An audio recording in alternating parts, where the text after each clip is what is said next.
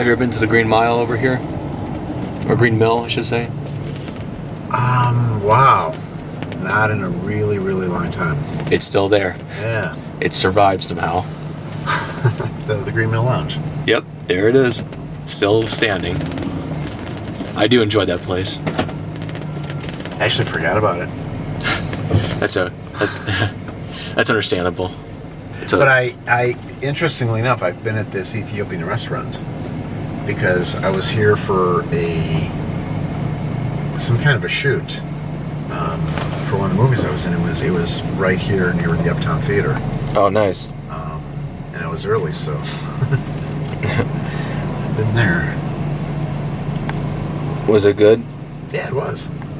What kind of food did you like from there?